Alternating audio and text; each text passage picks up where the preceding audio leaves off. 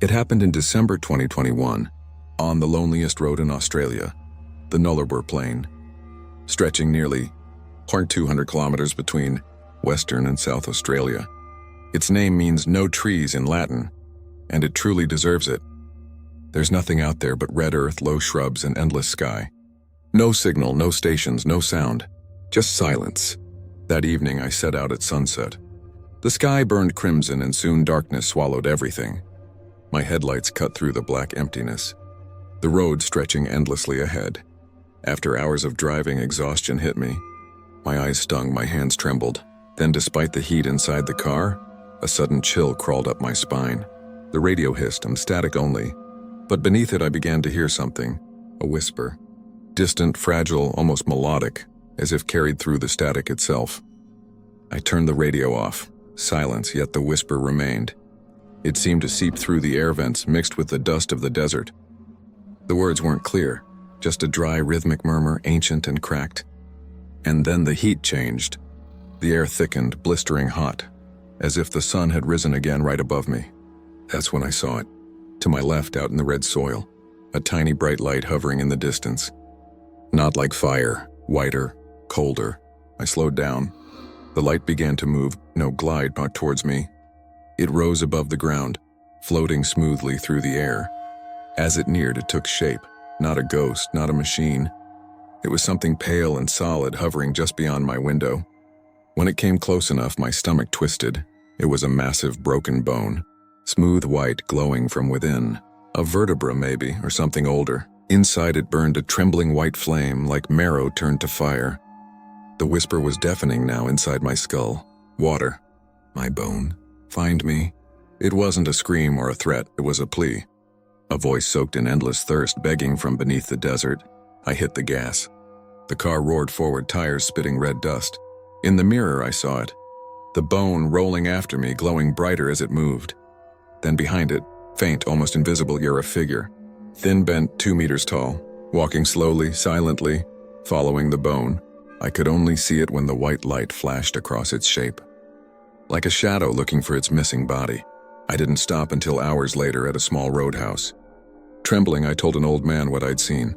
The glowing bone, the whisper. He stared at me quietly and muttered, "Nullarbor spirits. Some call them Chingaraku, the bones of the lost. If a bone comes to you, it's dying of thirst. Never answer it, never help it, or you'll be next, waiting in the dust for the next traveler." Since that night, I can still feel that heat when I close my eyes. The desert wasn't empty.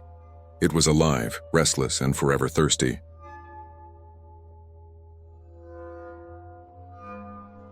I had to drive from Istanbul to Ankara for an urgent job late at night. The highway was empty, just me and the gusts of wind from the occasional passing trucks. After passing through the Bolu mountain tunnels, I reached that long, endless stretch of road. Everything around me was pitch black. No lights, no moon, no sign of life. On both sides, snow-covered trees stretched into darkness. That's when the silence inside my car was broken. My radio, which had been playing faint static, suddenly went dead. The screen flashed, no signal. I checked my phone and no service. That had never happened on this highway. My shoulders tightened. I began to feel watched, eyes fixed on the road.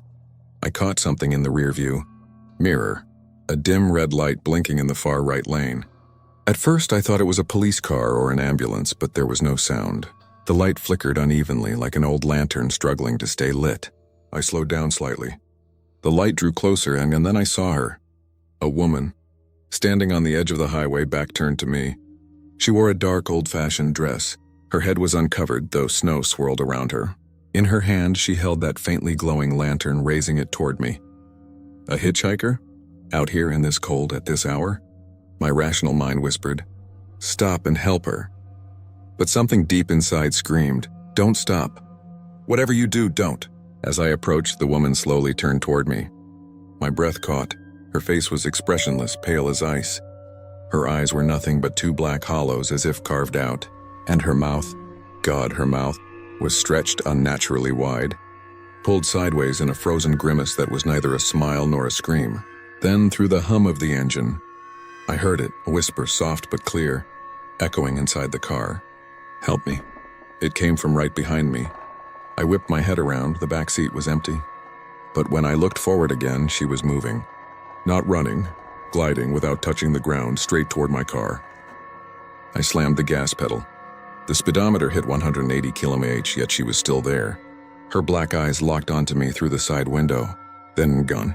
For a moment, I thought it was over, until a minute later she appeared again, in front of my car, standing in the middle of the road, lantern raised, whispering, "I've been waiting for you." I had no time to brake. I shut my eyes and braced for impact, but there was no sound. No crash, only a wave of freezing air rushing through the cabin. When I opened my eyes, the road was empty. Months have passed, but I still know what I saw. Some say she was the ghost of a woman who vanished on Bolu Mountain years ago. I don't know. But ever since that night, whenever I drive at night and the radio goes silent, I can't help but glance into the darkness, afraid I'll see that flickering red light again, because I've learned one thing. Some roads have their own ghosts, and they feed on our urge to help.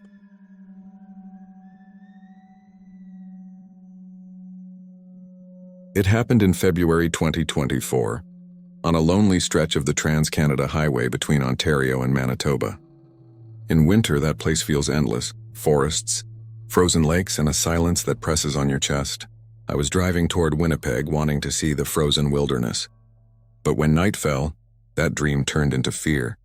The road was empty, surrounded by snow-covered pines. The storm had just passed. The air was so cold that my breath fogged the windshield. Around midnight, I noticed a strange blue light deep among the trees.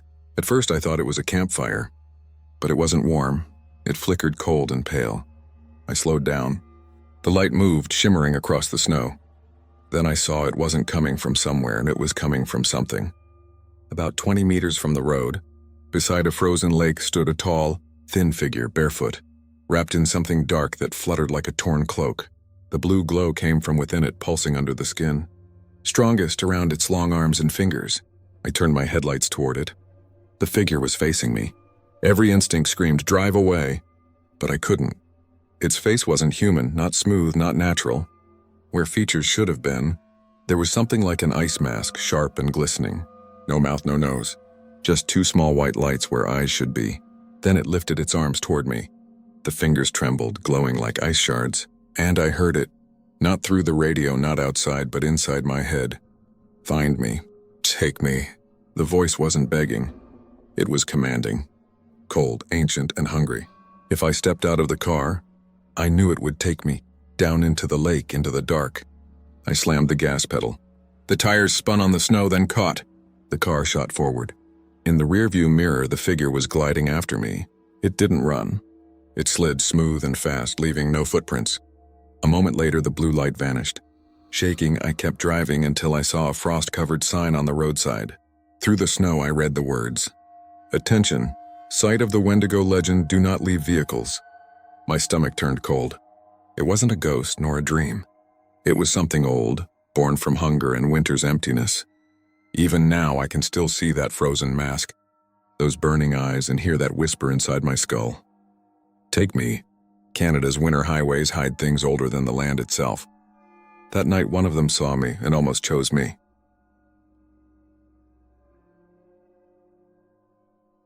This happened to me on a lonely stretch of highway cutting through the Arizona desert. It was the summer of 2018. I decided to drive from Los Angeles to Chicago, a coast-to-coast road trip, my freedom run. The first few days were perfect, quirky diners, ghost towns, endless horizons. But when I crossed into Arizona and hit the remains of old Route 66, everything changed. The sun had long vanished. Darkness covered the desert. The road was a cracked, one-lane ribbon through nothingness, with no lights, no signs, no signal. Even the radio had turned to static. Around 1 a.m., barely awake, I caught something in the rearview mirror, a vehicle behind me. No headlights. At first, I thought I was imagining things. No one should have been out there. But it was real. An old pickup, rusted and silent, closing in fast. I pressed the gas. It matched my speed. 100 meters, 50, still no lights. The hair on my arms stood up. I tried to see the driver, but the windshield looked black like smoke-stained glass. I couldn't make out a thing. Then suddenly the truck pulled into the other lane, trying to pass. As it drew even with me, I looked and my blood froze. There was no driver, only a pale, twisted hand on the steering wheel and long, boneless fingers clinging like melted wax, and behind the windshield was a figure, facing forward yet wrong. Its skin was perfectly smooth, white as bone. No eyes, no mouth, no face at all. I screamed, swerved right, almost losing control.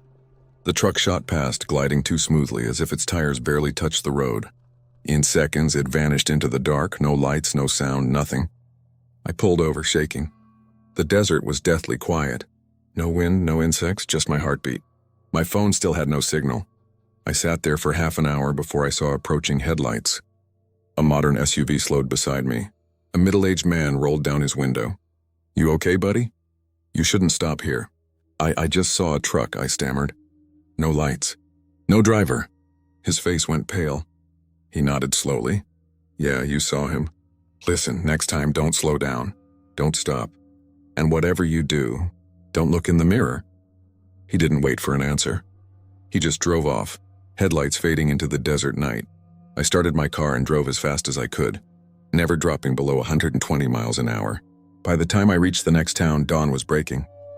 The lights of the gas station felt like salvation. I've never driven that road again. But sometimes in my dreams, I still see that faceless shape and the hand gripping the wheel. People call them highway ghosts or phantom drivers, but I know what I saw. And somewhere out there on that cursed road, it's still driving, waiting for the next traveler to look back.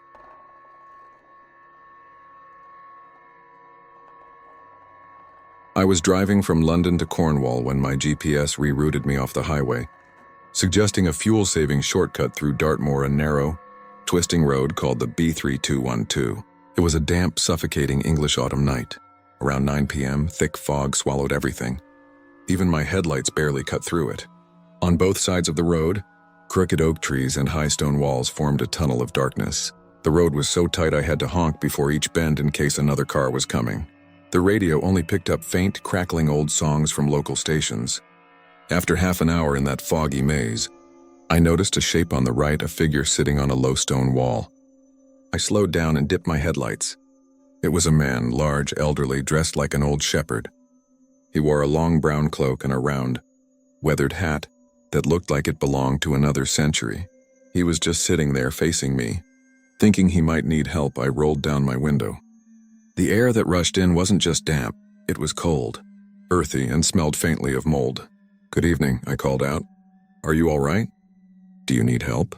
He didn't answer, just stared. His face was hidden beneath the hat's brim, but where his eyes should have been, I saw two small, steady points of light. They didn't blink. They didn't move. They simply reflected the light like glass. My hands tightened on the wheel. "Sir, are you lost?" Slowly the man lowered his head, not as a nod, more like a long, weary breath. Then, from the left side of the road, through the fog came a sound that froze my blood. It wasn't an animal. It wasn't human. It was a metallic, high-pitched wail, like a scream stretched too far. I turned, and through a thinning patch of mist I saw it. Just beyond the fence stood something on four legs, but it wasn't a sheep. It was longer, thinner, its skin almost black against the pale grass. And where its head should have been, there was only a gaping, tooth-filled mouth set between two long, bone-like horns. A sound escaped that mouth, the same unearthly scream that seemed to pierce the fog itself. I looked back to the man. He hadn't moved, still sitting on the wall, but now his shoulders faced the field, and then he spoke. His voice was dry, cracked, and ancient. "They found me. You're too late." As he said it, his body seemed to fold in on itself, and then he was gone, just gone. I slammed the accelerator. The car tore down the road, headlights bouncing through the fog. Behind me, the high-pitched shrieks grew louder, closer, as if that thing was leaping after me through the mist. In the rearview mirror, I caught one last glimpse. The empty wall where the man had been, and a tall, dark shape shifting in the fog. Even now, I don't know if he was a victim or their shepherd. But I learned something that night. The old English roads aren't just made of stone and soil. They're built on something older, something that still remembers.